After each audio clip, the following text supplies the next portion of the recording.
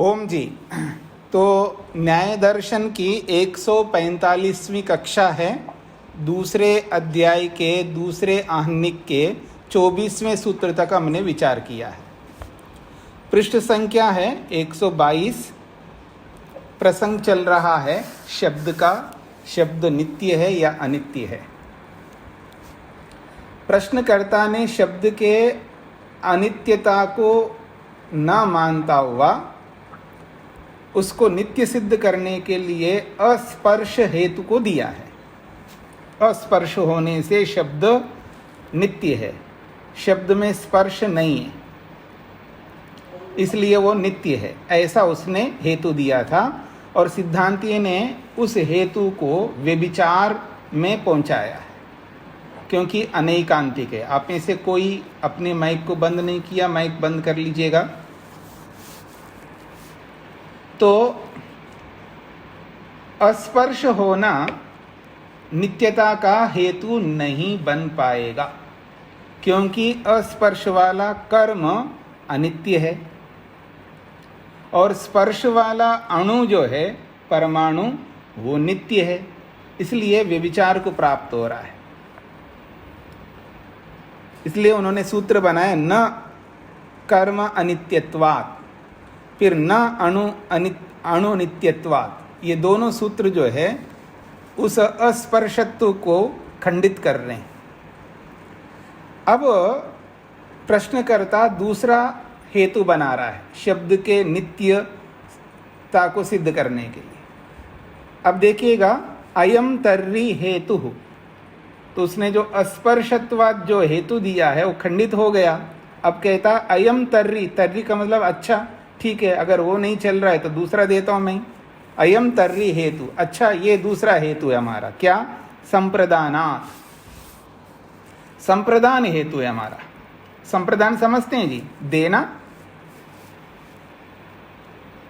संप्रदान का अर्थ होता है देना, देने से शब्द जो है नित्य है, क्योंकि शब्द दिया जाता है। कोई वस्तु हो तभी तो देना बनेगा ना, वस्तु ही नहीं है तो देना कैसे बनेगा? आप सोना दे रहे हो, पैसा दे रहे हो, अनाज दे रहे हो, भोजन दे रहे हो, है तभी तो दोगे आप। तो वो विद्यमान है वो वस्तु, तो उसको आप किसी को देते हो, सौंपते हो।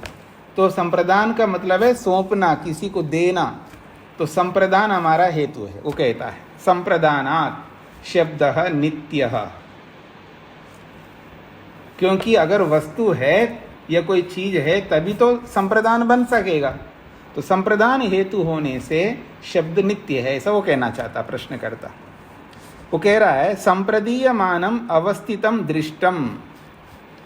संप्रदीयमानम दिए जाने योग्य, संप्रदीयमानम का मतलब है जो दिए जाने योग्य जो भी वस्तु होती है वो अवस्थितम दृष्टम, वो विद्यमान देखा जाता है उसको।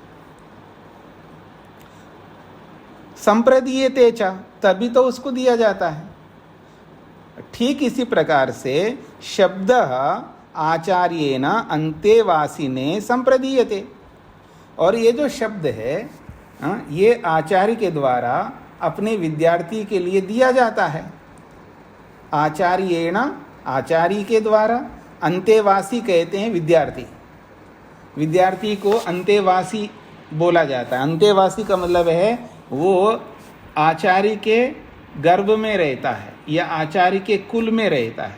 विद्यार्थी को आचार्य के पास रहना होता है, घर पे नहीं रहना होता, याद रखना।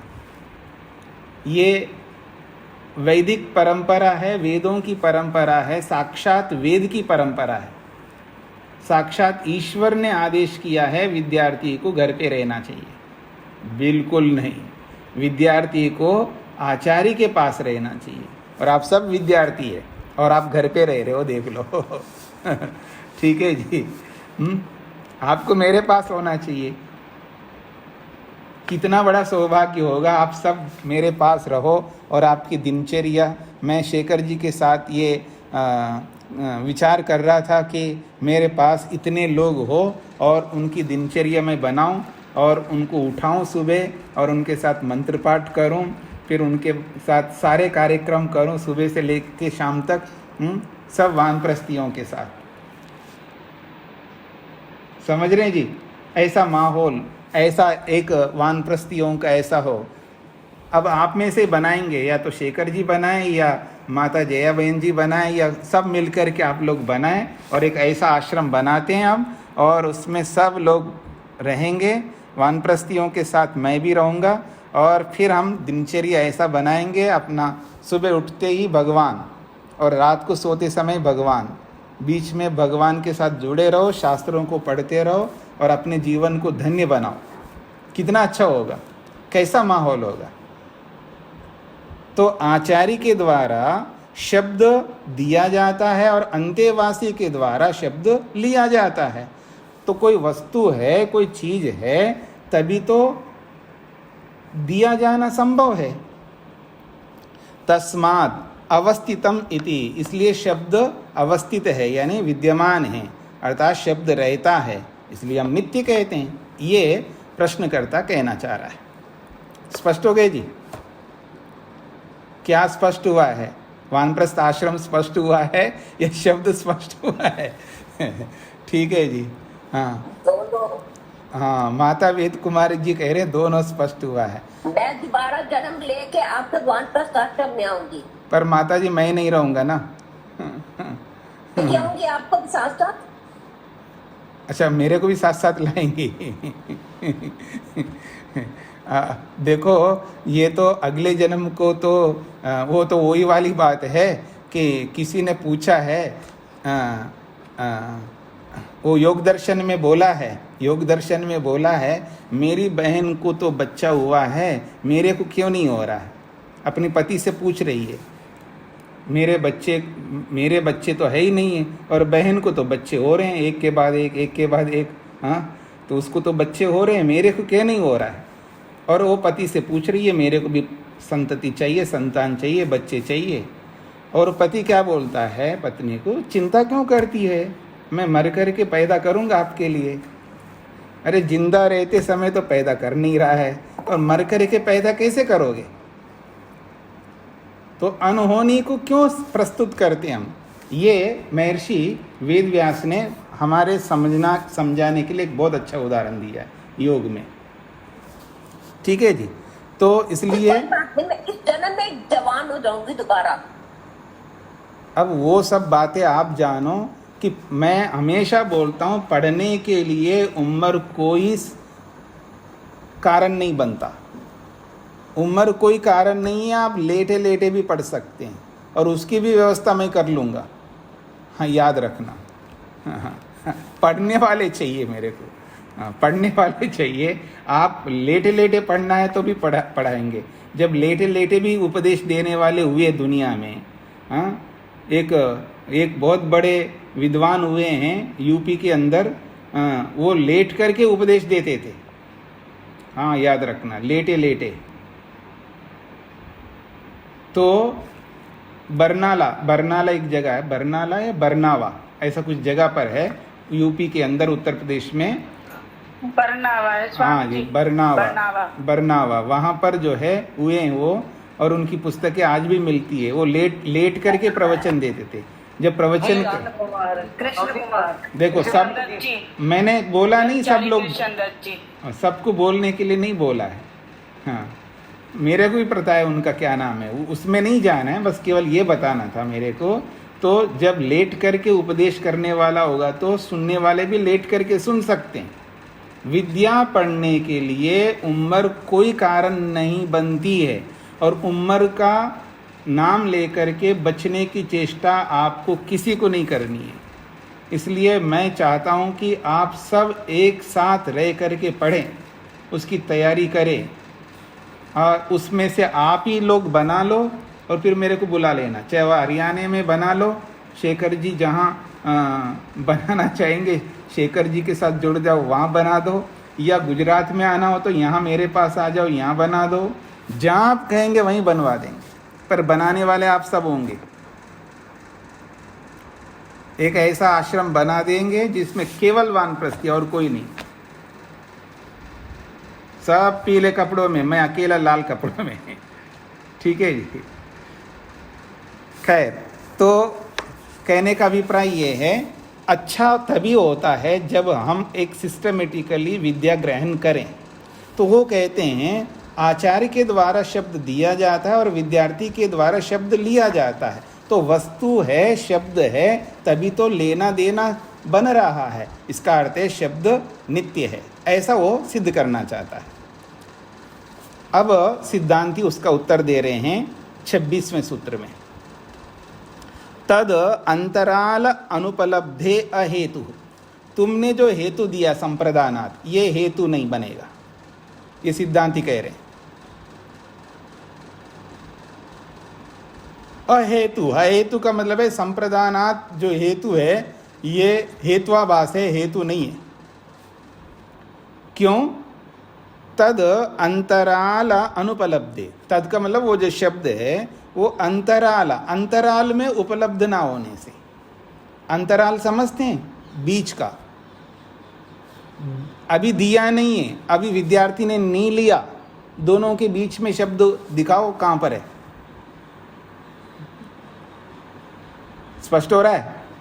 अभी आचार्य ने दिया नहीं, विद्यार्थी ने लिया नहीं है। आचार्य ने बोला नहीं, विद्यार्थी ने लिया नहीं।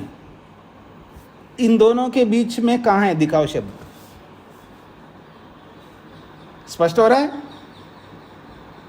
तो कह रहे हैं तद अंतराल अनुपलब्धे। अंतराल का मतलब है दोनों के बीच में, देने और लेने के बीच में। देने और लेने के बीच में शब्द कहाँ पर है वो दिखाओ। अनुपलब्धे, वो उपलब्ध नहीं हो रहा है शब्द, इसका मतलब है शब्द अनित्य है। ये न संप्रदीयते तस्मै च। ये न, जिस अध्यापक के द्वारा, तस्मै उस विद्यार्थी के लिए, संप्रदीयते दिया जाता है शब्द, तयो अंतराले, उन दोनों के बीच में, जिसके द्वारा दिया जा रहा है और जिसके जो लिया जा रहा है। यानी ये ना जिसके द्वारा दिया जा रहा है और तस्मै जिसके लिए दिया जा रहा है। तो देने वाले के द्वारा लिए जाने वाले के लिए जो शब्द दिया जा रहा है, अभी दिया नहीं जा रहा है, उसके बीच में, तयो अंतराले, इन दोनों के बीच में, अवस्थानम अस्या, इस शब्द का रहना, इस शब्द की विद्यमानता, केन लिंगेन उपलभ्यते, किस लिंग से, किस कारण से उपलब्ध होता है वो दिखाओ हम। स्पष्ट हो रहा है जी?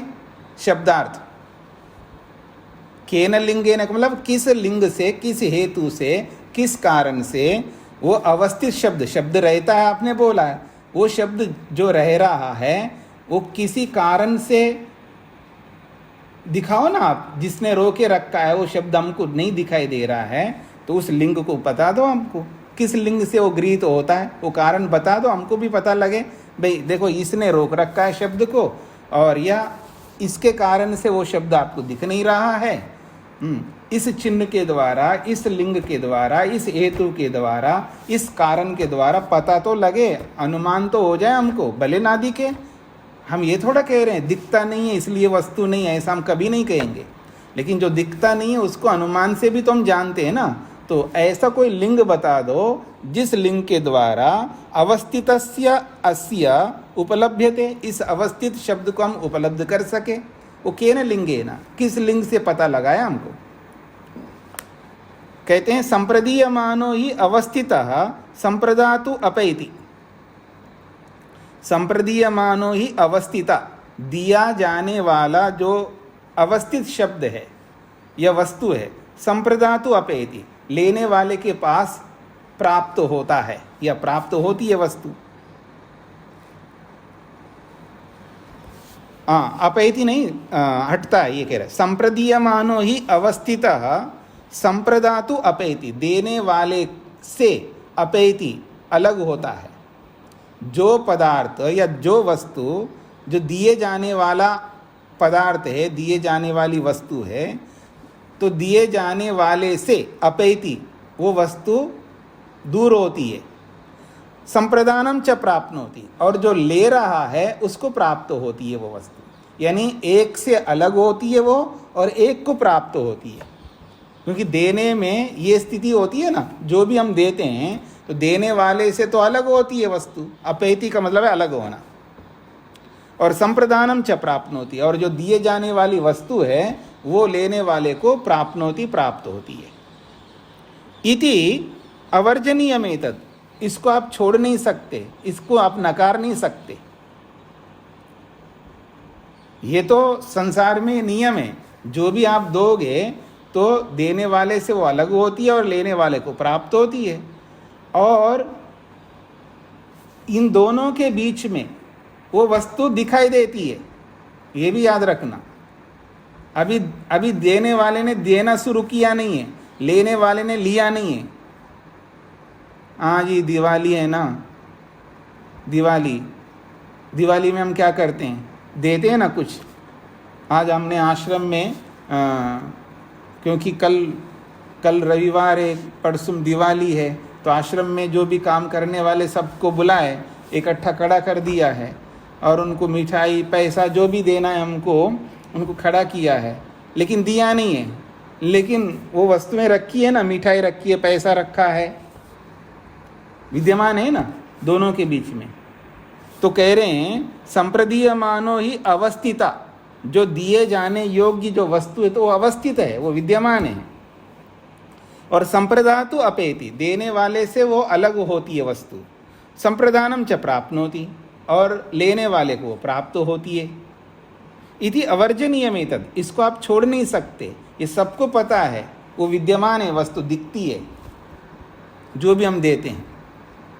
तो ऐसे ही शब्द को तो दिखाओ आप। अगर वो नित्य है, विद्यमान है, तो दिखाइएगा।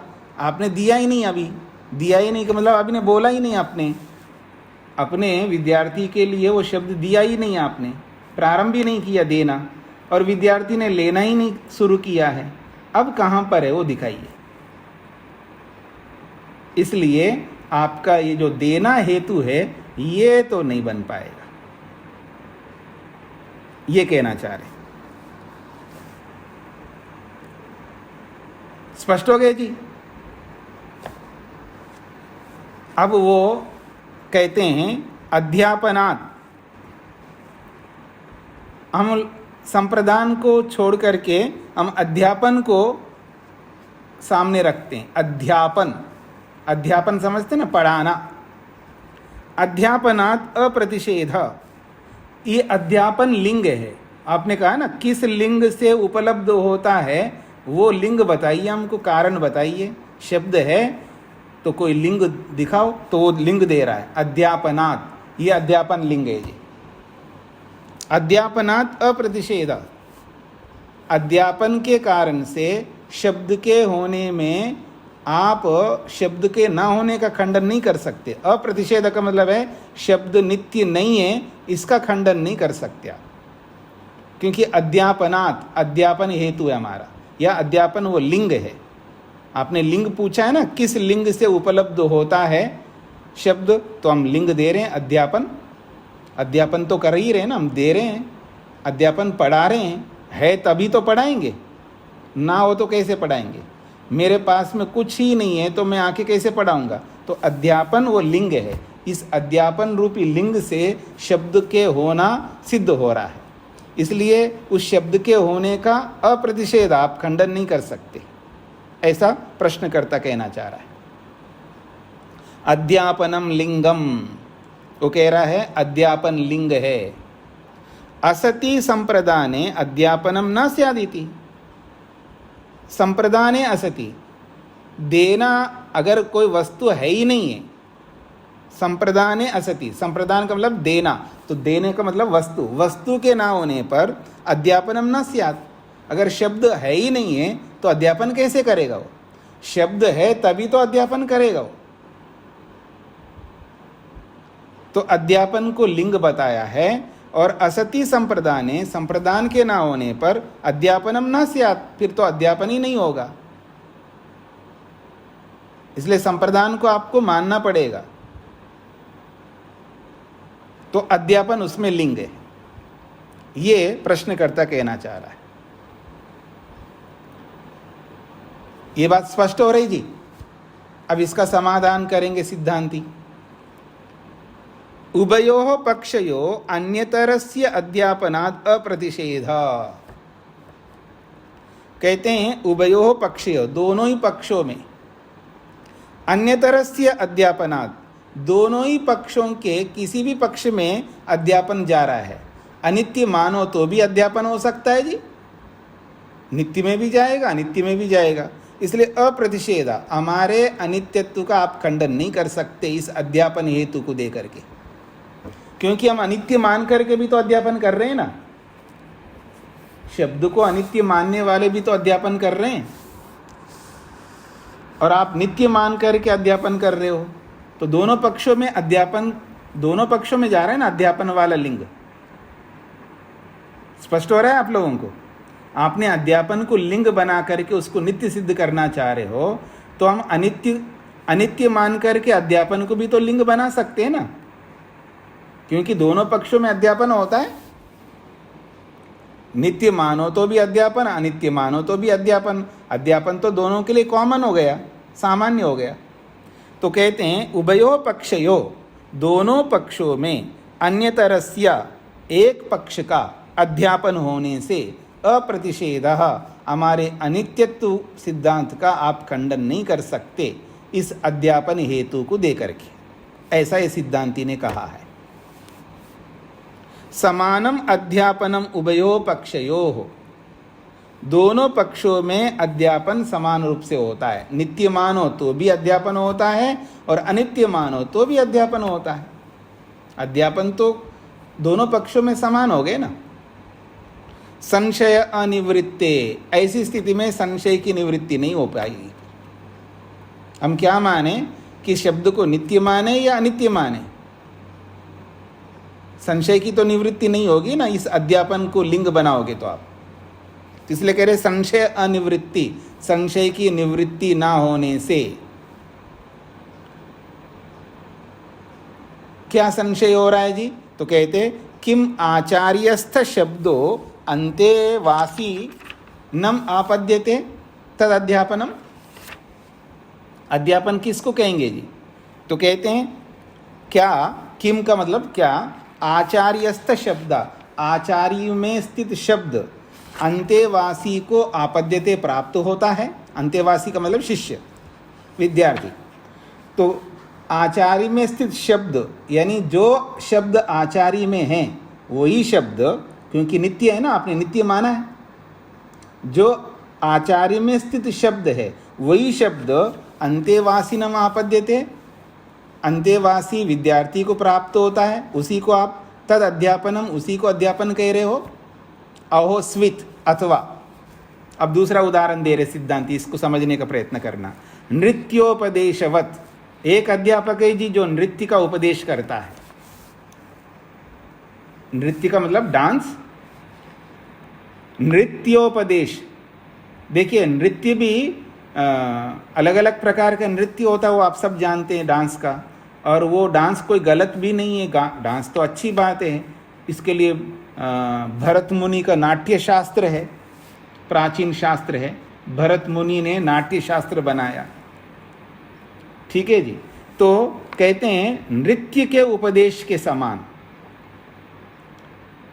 एक होता है आचार्य में स्थित शब्द है, उस शब्द को विद्यार्थी को दिया जा रहा है, उसको अध्यापन मान रहे हो। अथवा जैसे नृत्य का उपदेश होता है, नृत्य का उपदेश कैसा होता है जी, मेरी ओर देखो। जो नृत्य को सिखाने वाला होता है वो पहले नृत्य करता है, अर्थात दिखाता है कैसे हाथों को, जो भी नृत्य, जैसे भरतनाट्यम है या कुचिपुड़ी भरतनाट्यम या कथक है या अलग अलग जो क्लासिकल जो भी है, तो वो पहले दिखाएगा, देखो ऐसे आपको नृत्य करना है, फिर उसको देखेगा, फिर वो वैसे करेगा, उसका अनुकरण करता है। स्पष्ट हो रहा है ना? दोनों उपदेशों में भेद है, अलग अलग है। तो गृहीतस्य अनुकरणम अध्यापनम, क्या नृत्योपदेश के समान गृहीतस्य अनुकरणम, यानी जो अध्यापक जैसा नृत्य करता है उसका अनुकरण करके वो सीखता है, तो इसको अध्यापन कहते हैं। दोनों में अध्यापन कौन सा मान रहे हो आप? एवं अध्यापनम लिंगम संप्रदानस्येति, इस प्रकार संप्रदान का ये अध्यापन लिंग इस प्रकार का बनता है। तो एक अनुकरण है, वह अनुकरण में वो नित्य नहीं है, उपदेश, याद रखना, ये दिखाना चाह रहे हैं। जो नृत्य का उपदेश करता है वहाँ तो वो क्रिया है ना, क्रिया, नृत्य तो नाचना है ना, वो नाचना तो क्रिया है, कर्म है। वो कर्म उसने जैसे नाचा वो समाप्त हो गया। अब वैसा ही वो दूसरा नाचता है, वो कर्म समाप्त हो गया, अब दूसरा कर्म हो गया, तो उसका अनुकरण करता है। तो वहाँ तो अनित्य दिखाई दे रहा है ना, उपदेश, जो उपदेश है वो अनित्य दिखाई दे रहा है। तो क्या उसके समान माने इस अध्यापन को, या जो आप कह रहे हो आचार्य में शब्द स्थित है, पहले से नित्य है, और वही शब्द अंतेवासी को प्राप्त होता है, तो ये कौन सा अध्यापन मानूं? मतलब ये उपदेश जो है, ये जो अध्यापन है, इन दो अध्यापनों में किसको मैं स्वीकार करूं? ये नृत्य उपदेश के समान है या इसके समान है? संशय तो जाएगा नहीं ना। एक जगह अनित्य दिख रहा है, एक जगह नित्य दिख रहा है। ठीक है जी, तो उसका अध्यापन लिंग भी नहीं चल पाया जी। ये आप लोगों को स्पष्ट हो गया? हाँ जी। अब ये अध्यापन, हाँ, रचना जी को क्या पूछना है? स्वामी जी, ये नित्य वाला तो अनित्य हो गया। हाँ ठीक है। नित्य वाला उपदेश जो है वो अनित्य हो गया। हाँ, और उसको नित्य वाला कैसे करेंगे हम? क्या? उसको नित्य वाला कैसे समझेंगे? कौन सा नित्य वाला? मतलब ये तो अनित्य सिद्ध हो गया ना, नित्य वाला तो। हाँ हाँ, तो ये कर्म हुआ तो समाप्त हो गया। हाँ हाँ, तो अब इसको नित्य में कैसे परिवर्तित होएगा? नित्य में कैसे परिवर्तित हो गया का मतलब आपका पूछना क्या है? अब क्या पूछना चाहिए? मैं ये पूछ रही हूँ कि फिर नित्य वाला कैसे हो, कौन सा हुआ? नित्य वाला कौन सा हुआ है? नित्य, अच्छा, नित्य वाला तो कोई सा भी नहीं है जी। ये तो कह रहे हैं उसको, जब जैसे मैं रचना जी को बोल रहा हूँ, शब्द अनित्य है, तो जब मैं बोला तो मेरे में स्थित ये शब्द जो है वो आपको मिल गए। तो अब आप बोलिए इसको, इन्हीं शब्दों को दोहराए, मैं रचना उन्हीं शब्दों को बोल रही हूँ, ठीक है ना। तो जो मैंने शब्द दिया वही शब्द आप बोल रही हैं, तो वो नित्य माने उसको। जैसे मैं, आत्मा सर्वव्यापक है, मैंने आपको बोला तो आपने भी बोला आत्मा सर्वव्यापक है, तो जो शब्द मैंने बोला उसी शब्द को आपने बोला, अथवा उसी जैसा शब्द आपने बोला। कैसे मानूं इसको मैं? क्योंकि शब्द को नित्य मानने वाला ये कहता है ना, शब्द तो नित्य है, तो शब्द नित्य है तो अध्यापन लिंग बनाया उसने। तो जो शब्द आचार्य के पास है वो शब्द विद्यार्थी को देता है, तो वही शब्द दे रहा है ना, और वही शब्द आप बोलोगे, तभी तो वो नित्य मानना पड़ेगा।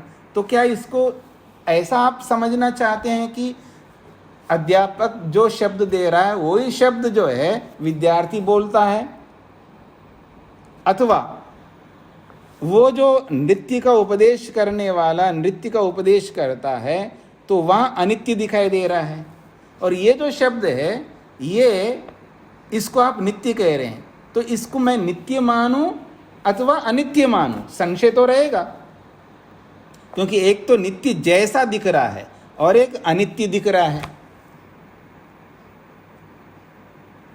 हाँ जी, रचना जी, अब समझ में आ गया? जी आ गया। हाँ जी, धन्यवाद। ठीक है जी। तो ये जो अध्यापन हेतु है वो दोनों पक्षों में जा रहा है, मतलब संशय को समाप्त नहीं कर रहा है अध्यापन लिंग। अब वो दूसरा लिंग देता है प्रश्नकर्ता। ये सारी बातें हमको समझेंगे ना, तो हमारे दिमाग में कई बार आज भी लोग बोलते ना जी शब्द नित्य है जी, वो महाभारत के समय में जब अर्जुन ने जो बोला है, श्री कृष्ण ने जो बोला है, और युधिष्ठिर ने जो बोला है, और वो जो कर्ण ने बोला है, जो भीष्म पितामह ने बोलो, सारे शब्द है जो अवकाश में, ऐसे बोलते हैं आजकल लोग, वो नित्य है। ठीक है ना। तो ये सारी भ्रांतियों को निकालना है ना हमको, ये नहीं निकालना है। ये सारी भ्रांतियां हैं। तो आज भी है वर्तमान में, लोग कह रहे हैं, लगे हुए हैं कि वो उन शब्दों को, अरे आज के शब्दों को तो याद नहीं रख रहे हैं आप। अभी तो बोला था आपको धैर्य रखो, आपने धैर्य छोड़ दिया है। अभी तो आपको बोला था गुस्सा मत करो, थोड़ी देर में आप गुस्सा करने लग गए। अभी तो आपको बोला था कि आप लोभ मत करो, अभी लोभ करना शुरू कर दिया आपने। इनको तो याद नहीं रख रहे हो आप, इनको सब भुला रहे हो। और उन हजारों वर्ष पहले के शब्दों को आप लाके करोगे भी क्या? स्पष्ट हो रहा है मेरी बातें? तो इसलिए कह रहे हैं कि शब्द को नित्य अगर मनवाना है उसको, प्रश्नकर्ता को, तो वो जो हेतु दे रहा है उसको भी हमें समझना है, और वो गलत कैसे ये भी समझना है हमको। ये यहाँ समझेंगे, ये आधार हमारा बनेगा हमारी बुद्धि में। फिर आप संसार में, समाज में जिनके साथ भी व्यवहार करोगे, वहाँ जब ऐसी बातें आपके सामने सुनने में आएंगी तो उसका समाधान आप ठीक से कर दोगे ना। तो इसलिए ये सब समझना आवश्यक है। तो ये अध्यापन लिंग काम नहीं चलाती। तो कहता अयम तर्री हेतु। अब दूसरा हेतु देता हूँ मैं आपको। प्रश्नकर्ता कह रहा है क्या? अभ्यासात। अभ्यास लिंग है जी, अभ्यास हेतु है। अभ्यास किसका करते हैं जी? जो वस्तु होती है उसी का तो अभ्यास करते हैं, जो चीज़ है उसी का अभ्यास करते हैं। जब है ही नहीं है तो उसका क्या अभ्यास करेंगे? हाँ, बात तो सही कह रहे हैं आप। ऐसे ऐसे ऐसे आपके सामने कारण देने वाले देंगे ना, तो आपको लगा हाँ बात तो सही है। अभ्यास तो उसी का होगा ना, जो है ही नहीं उसका क्या अभ्यास करेंगे? जो समाप्त हो गए उसका क्या अभ्यास करेंगे? जो होगी वस्तु उसी का तो अभ्यास करेंगे। लग रहा है ना, सही हेतु है ये अभ्यास। तो कहते हैं अभ्यासात। अभ्यास से हम उसको समझ सकते हैं। अभ्यास तभी होता है जब कोई चीज़ हो, चीज़ ही नहीं है तो अभ्यास कैसे होगी? तो कहते हैं अभ्यास, हम उसको हेतु बनाते हैं। अभ्यस्यमानम अवस्थितम दृष्टम। अभ्यस्यमानम, जिसका अभ्यास किया जाता है। अभ्यस्यमानम का मतलब है अभ्यास करने योग्य, जिसका अभ्यास किया जाता वो वस्तु। स्थितम दृष्टम, वो पहले से विद्यमान होती है, विद्यमान वस्तु का ही अभ्यास होता है। जैसे अब उदाहरण दे रहा है वो, पंचकृत्वा पश्यति। मेरी ओर देखिएगा, देख रहे हो आप? देख रहे हो ना? मैं आप सबको देख रहा हूं। दोबारा देखा, तीसरी बार देखा, चौथी बार देखा, पांचवी बार देखा। पंचकृत्वा पश्यति, 5 बार देखता है। आप है तभी तो देखूंगा ना, आप नहीं होंगे तो मैं 5 बार कैसे देखूंगा? पंचकृत्वा पश्यति मतलब 5 बार देखता है। कृत्वा का मतलब बार, पंच का मतलब 5। पंचकृत्वा 5 बार पश्यति देखता है। इति रूपम अवस्थितम पुनः पुनः दृश्यते। रूप अवस्थित है, विद्यमान है। आप सबका रूप है, गया नहीं है, समाप्त नहीं हुआ है, तभी तो मैं 5 बार देख रहा हूं मैं आपको। अगर आपका रूप नहीं होता, हाँ, तो मैं 5 बार नहीं देख सकता। माता शकुंतला जी, आपका रूप अगर नहीं होता मैं 5 बार कैसे देखूंगा आपको? देख ही नहीं सकता। तो कह रहे हैं अवस्थितम रूपम, विद्यमान रूप को पुनः पुनः दृश्यते, वो बार बार देख रहा है। क्यों? वो विद्यमान है। कहते हैं भवती च शब्दे अभ्यासा। ठीक इसी प्रकार जैसे रूप का अभ्यास करते हैं हम लोग, गंध का अभ्यास करते हैं हम लोग, स्पर्श का अभ्यास करते हैं, ऐसे ही वो कहता है शब्दे भवती च अभ्यासा। शब्द में भी अभ्यास होता है। कैसे होता है देखो, दशकृत्व अधीते अनुवाकः। अनुवाक कहते हैं अध्याय को, प्रसंग अलग अलग जगहों पर कहीं अनुवाक बोलते, कहीं अध्याय कहते हैं, कहीं पाद बोलते हैं, कहीं आहनिक बोलते हैं। तो यहाँ एक शास्त्र में उसको अनुवाक कहते हैं। तो वो कहते हैं एक अनुवाक को जिसमें बहुत सारे मंत्र हैं, बहुत सारे मंत्र के समुदाय को यहाँ अनुवाक बोला है। तो दश कृत्वा अधीते, 10 बार उसको पढ़ता है उस अनुवाक को। और होगा तभी तो पढ़ेगा 10 बार, जब नहीं होगा तो कैसे पढ़ेगा। हाँ जी, अब यूँ समझ लीजिएगा, आप ऋग्वेद पढ़ते हैं, ऋग्वेद पढ़ते हैं तो वहाँ सूक्त होता है। सूक्त जैसे एक सूक्त में 10 मंत्र होते हैं, एक सूक्त में 8 मंत्र होते हैं, किसी सूक्त में 7 होते हैं, किसी में 5 होते हैं और किसी में 1 ही होता है। ऐसे अलग अलग है वेदों में। तो मान लीजिए आपके सामने पहला ही सूक्त है, ठीक है ना, अग्निमीड़े पुरोहितम, ये वाला सूक्त आप ले लो। तो आप बोल रहे हो अग्निमीड़े पुरोहितम यज्ञस्य देव मृत्युजम होतारम रत्नधातमम, फिर इसी को बोलो दोबारा, ऐसे 10 बार बोलो। शब्द है तभी तो बोल रहे हो आप, अग्निमीड़े पुरोहितम यज्ञस्य देवम, ठीक है ना, ये तभी बोलोगे जब शब्द होगा। तो कहते हैं अनुवाकः, उस अनुवाक को 10 कृत्वा अधीते, 10 बार पढ़ता है। कोई भी सूक्त है, अनुवाक है, अध्याय है, यजुर्वेद में आओगे तो अध्याय है, सहस्र शीर्षा पुरुषः सहस्राक्षः सहस्रपात, आप कोई भी अध्याय ले सकते हैं आप, और उसको एक बार नहीं आप कितने बार पढ़ सकते हैं। आप में से कितने लोग हैं चारों वेदों को पढ़ा हो, आप में से ऐसे पढ़ते गए हैं, अर्थ नहीं देखा हो कोई बात नहीं, तो केवल ऐसे पढ़ते हुए जाना है। याद रखना मेरी बात को, मैं न्याय दर्शन नहीं पढ़ाऊंगा, साथ में कुछ और भी पढ़ाना चाहता हूँ। एक बार जीवन में कम से कम चारों वेदों को पढ़ लो, और जब उनको बोलोगे, पढ़ते जाओगे, जब तक पढ़ोगे तब तक आपसे कोई पाप नहीं होगा। और नहीं पढ़ोगे तो पाप होगा। नहीं पढ़ोगे तो कैसे पाप होगा? टीवी देखोगे, मोबाइल चलाओगे, व्हाट्सएप देखोगे, ट्विटर देखोगे, इंस्टाग्राम देखोगे, फलाने पता नहीं क्या क्या देखोगे आप, और वेद पढ़ोगे तो पुण्य कर्म होगा, पुण्य कर्म होगा तो पाप से बचेंगे। मेरी बात को समझने का प्रयत्न करिएगा।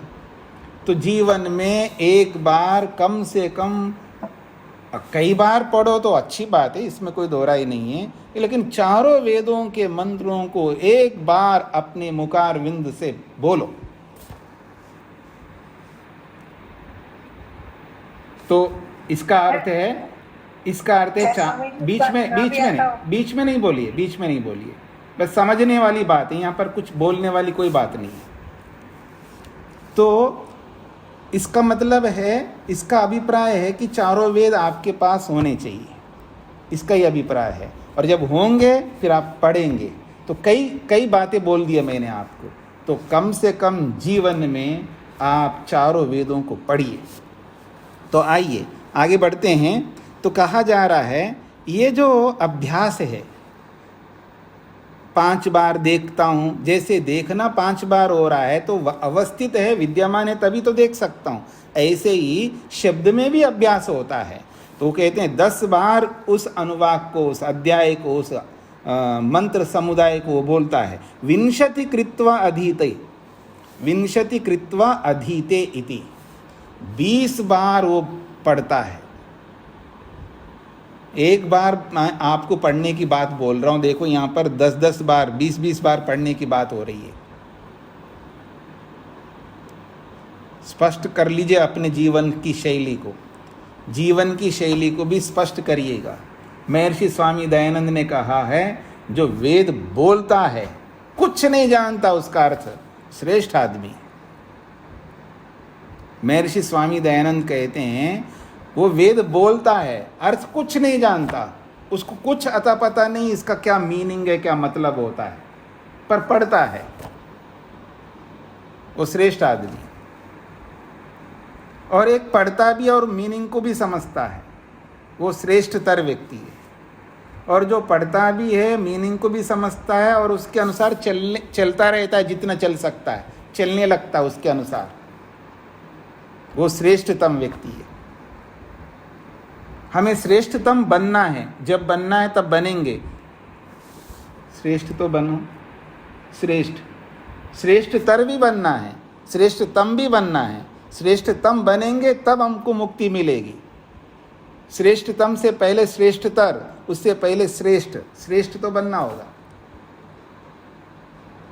जीवन यूं ना निकले, कोई भरोसा नहीं कल का। अश्वत्थे वो निषदनम, याद रखना। तो आइए, तो कहते हैं विंशति कृत्वा अधीते, 20 बार पढ़ता है। तस्मात्, इसलिए अवस्थितस्य पुनः पुनः उच्चारणम अभ्यासा, विद्यमान का ही बार बार उच्चारण होना ही ये अभ्यास है। अभ्यास तभी होता है जब वो विद्यमान है। जी श्वेता जी बोलिए। नमस्ते स्वामी जी। जी, अश्वत्थेवो निषेधनम का अर्थ क्या है स्वामी जी? अश्वत्थेवो निषेधनम का मतलब है अश्वत्थ, ये पीपल के पेड़ को कहते हैं जी। अब पूरे मंत्र का अर्थ तो फिर आपको बाद में कभी बताएंगे। उसका सार ये है कि पीपल का जो पेड़ होता है, उसका जो पत्ता होता है वो बिल्कुल अस्थिर होता है, कब नीचे गिरेगा किसी को नहीं पता है। पीपल का जो पत्ता है, पीपल की पूजा करते हैं लोग, पीपल को उसके चारों ओर धागा बांधते हैं, ये करते हैं, लेकिन उसका मीनिंग नहीं समझते। देखिए, कोई ना कोई परंपरा जो है उसके पीछे कोई ना कोई एक अर्थ होता है, उस अर्थ को हम छोड़ते हैं और ऊपर की क्रियाएं करने लगते हैं। वास्तविक क्रिया तो हम कर नहीं रहे, पीपल को समझ नहीं रहे। अश्वत्थ, पीपल को समझ रहे हैं ना आप श्वेता जी? जी। हाँ, पीपल का जो वृक्ष, तो अब पीपल का जो वृक्ष है उसका जो पत्ता है बिल्कुल अस्थिर है, कब नीचे गिरेगा किसी को नहीं पता है। तो ऐसा ही हमारे जीवन है। पीपल के पत्ते के समान मनुष्य का जीवन होता है, कब समाप्त होगा किसी को नहीं पता है। वो बता करके कभी नहीं आता है यमराज, या मैं ये कहूँ वो मृत्यु कभी बता करके नहीं आती है। कब कौन जाएगा, जाने से पहले चारों वेदों को बोलना है और श्रेष्ठ बन करके जाना है। ये मेरी तमन्ना है आप सबके लिए। जी स्वामी जी जी जी। तो आइए, तो कहते हैं अभ्यास को उन्होंने हेतु बनाया। अब उसका खंडन करते हैं सिद्धांती। न अन्यत्वे अपि अभ्यासस्य उपचारात्, वो कहते हैं आपका ये अभ्यास वाला ये तो गलत है। क्यों? अन्यत्वे मतलब अनित्य होने पर भी, अनित्य में भी तो अभ्यास होता है।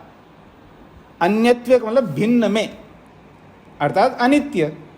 अन्यत्व में यानी अनित्य में भी अभ्यासस्य उपचारात्, अभ्यास का व्यवहार होने से, अनित्य वस्तु में, अनित्य चीज़ों में भी अभ्यास का व्यवहार होने से आप वाला अभ्यास का हेतु उचित नहीं है। स्पष्ट हो रहा है जी? वो कहते हैं अनवस्थाने अपि अभ्यासस्य अभिधानम भवति। अनवस्थाने का मतलब है अस्थिर, अनित्य। अनित्य वस्तु में भी अभ्यास का कथन होता है। अब देखिएगा, द्विर्नृत्य तो भवान, अरे कमाल है, बहुत अच्छा आपने क्लासिकल क्या डांस किया जी, एक बार दोबारा दिखाओ ना। द्विनृत्य तो भवान, आप एक, भवान का मतलब आप द्विनृत्य तो, दोबारा नाच के दिखाओ। त्रिनृत्य तो भवान, 3 बार नाच करके दिखाओ। बार बार, मेरे को बहुत अच्छा लग रहा है, आप और नाचो और नाचो और नाचो। कितना अच्छा आपने क्लासिकल डांस किया, कितना बढ़िया लग रहा है। पूरे शरीर का अच्छा व्यायाम हो रहा है। जो वजन घटाना चाहते हैं वो करे ये काम कुछ तो करो, ठीक है जी। खैर, तो कहने का अभिप्राय ये है कि ये जो अनित्य है ना, नाचना भी अनित्य है और उसका भी अभ्यास हो रहा है। तो कह रहे हैं अनित्य में भी अभ्यास होता है, केवल नित्य में ही होता है अभ्यास, ऐसा नहीं है, अनित्य में भी होता है। इति द्वि अनृत्य त्रि अनृत्य, जब बोलने वाले ने कहा है आप 2 बार नाचो तो द्वि अनृत्यत, उसने 2 बार नाच के दिखाया। 3 बार नाचो बोला है तो त्रि अनृत्यत, 3 बार नाच करके दिखाया है। और तो और देखिएगा, द्वि अग्निहोत्रम जुहोति, 2 बार अग्निहोत्र करता है। द्विर्भुंक्ते, 2 बार खाता है। लोग पूछते हैं ना कि 2 बार खाना चाहिए, कहीं शास्त्र में बोला है? देखो यहां पर आ गए, द्विर्भुंक्ते, 2 बार खाता है। ठीक है जी, 1 बार खाता है, ये भी आ जाए तो और अच्छा हो जाएगा। खैर ये उदाहरण है, ये उसमें प्रमाण मत मानिएगा कि वहाँ लिखा है द्विर्भुंक्ते का मतलब, ये तो केवल एक बता रहे हैं। इसका ये अर्थ नहीं कि 2 बार ही खाना चाहिए, विधायक नहीं है, ये उदाहरण है, याद रखना। विधान में और उदाहरण में बहुत अंतर होता है। कई बार लोगों को ये स्पष्ट नहीं होता है, उदाहरण को विधि मान करके उसको प्रमाण के रूप में प्रस्तुत करते हैं। ये अंतर भी हम लोगों को समझना है, सभी लोगों को। विधान में, विधायक में और उदाहरण में जमीन आसमान का अंतर है। उदाहरण जो है किसी को समझाने के लिए दिया जा रहा है, वो विधि नहीं है, विधान नहीं है, वो संविधान नहीं है कि भाई। तो ऐसे ये द्विर्भुंक्ते मतलब 2 बार खाता है, ये कोई विधान नहीं है, उदाहरण है। तो द्विर्भुंक्ते कहा तो कहीं 1 बारम भुंक्ते, ऐसा भी कह सकते हैं किसी उदाहरण में। तो उदाहरण को विधान मत बनाना, केवल ये समझाने के लिए बोला आपको। तो द्वि अग्निहोत्रम जो होती, 2 बार अग्निहोत्र करता है। हाँ, आप में से भी कई लोग हैं वो अग्निहोत्र कर लिया है, हाँ, जैसे आर्य समाज में जाकर के कर लेते हैं, फिर घर में हो रहा है तो फिर वहाँ भी शामिल होते हैं, वहाँ पर भी करते हैं, अथवा घर में भी कर लेते हैं, घर में करके फिर समाज में जाते, फिर समाज में भी करते हैं। तो 2 बार अग्निहोत्र कर रहा है ना व्यक्ति। तो अनित्य में भी अभ्यास होता है, ये दिखाया इन्होंने। इसलिए अभ्यास को आप हेतु नहीं बना सकते। एवं व्यभिचारात्,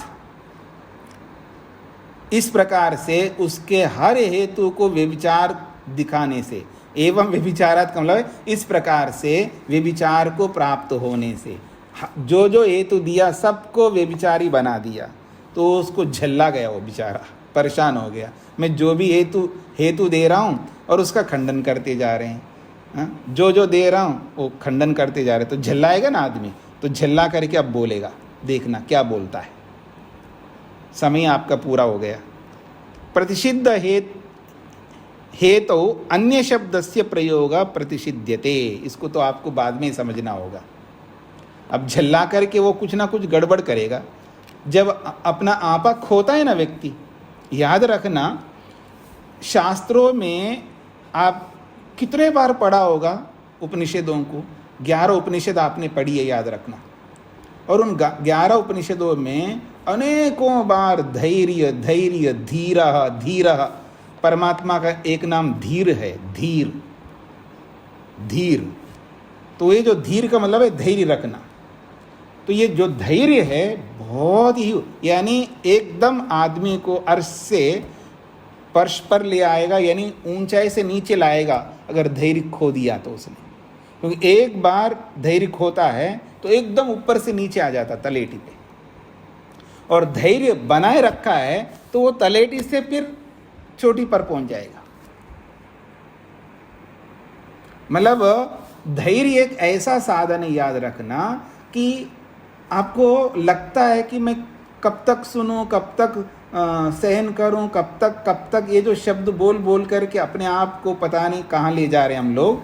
अगर इस बात को अपनी डिक्शनरी से, अपने जीवन से निकाल लें, ये कब तक वाली बात को बस सहन करते जाओ। एक बार किया है तो जीवन भर करो। इस बात को समझने का प्रयत्न करना। ये अहंकार को बिल्कुल अलग नहीं, फिर तो मेरा आत्मसम्मान नहीं रहेगा, फिर तो ये तो मेरे को दबाता ही रहेगा पति, ये पत्नी मेरे को दबाती रहेगी, पड़ोसी दबाता रहेगा, ये सास दबाती रहेगी, बहू दबाती रहेगी, फलाना दबाते रहेंगे, मैं ऐसे थोड़ा हूँ, मेरा भी तो कोई अस्तित्व है। ये जो अहंकार जगता है ना आदमी का, किसने बोला आपको दब करके रहना है? दूर हो जाओ ना। आप दूर भी नहीं होना चाहते हैं, अलग भी नहीं होना चाहते हैं, और दबना भी नहीं चाहते, ये नहीं चलेगा। दोनों में से एक काम होगा। आप दूर हो जाओ तो आप दबोगे नहीं। हाँ जी नमस्ते जी, नमस्ते करके हो जाओ अलग, पति से अलग हो जाओ, पत्नी से अलग हो जाओ, पता लगेगा आपको। अलग तो हम नहीं होंगे, और जब अलग नहीं होंगे, रहना चाहते हैं, तो किसने मना किया आपको? मैंने तो नहीं बोला, भगवान ने नहीं बोला आपको, किसी ने नहीं बोला आप इनके साथ मत रहो। रहो ना, तो फिर सहन करो, एक ही उपाय है। रहना है तो सहन करो, नहीं रहना है तो फिर सहन ही नहीं होगा। वहां तो सहन करने का सवाल ही नहीं उठेगा ना, अलग हो जाओ। फिर तो वहां पर तो दबने की कोई बात ही नहीं है ना। आप अपना आत्मसम्मान रखो,